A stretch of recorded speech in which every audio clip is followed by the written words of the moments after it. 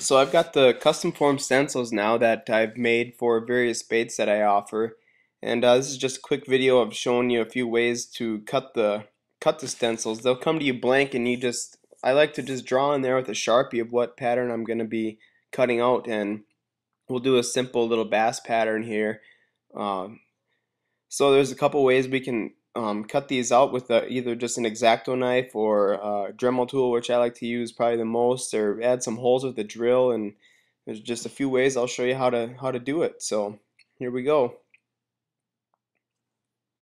So the first way here that after we've got our pattern drawn on that we're going to use is you can just use a X-Acto knife or a razor blade or something that you like to use. Obviously, be careful so you don't cut yourself. And these are kind of thick, and they kind of cut a little tough. But once you get going, they cut very nice. And make sure you got a sharp blade. But um, usually with an X-Acto knife, you get kind of like a nice straight. You can achieve a nice straight edge with that compared to using a Dremel tool or any other method that you might have. But X-Acto knife is a great way to cut out the stencils.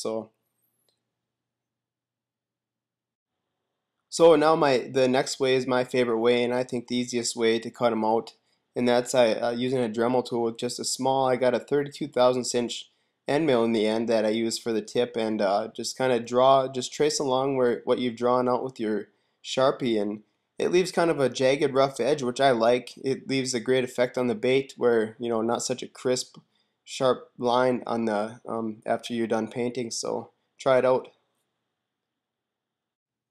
So the next here, if you just want to add a few dots on your bait, just use a small drill bit, and drill from the inside out. That way the burr will be on the outside, be easier to take off after you're done cutting your stencil. So once you have everything cut out, there's some burrs, especially if you use a Dremel tool, but there's some kind of fuzzy burrs that you need to get cut off, and usually just go in there with the X-Acto knife, and sandpaper works real well. Especially you want to get any sharp edges off the inside of the stencil. That way when you go to put your bait on, that you don't um, scratch the existing paint that you've just painted on. But yeah, that's basically all there is to it. And then these stencils fit so nice over the baits, whichever bait that you choose to get them for. But they just pop right on and paint and go, and you're going to be left with the same exact pattern on every bait. You don't have to worry about holding up a cutout stencil or lining it up or anything. So these stencils work real good, and try them out. They're save you some headaches, I guarantee it.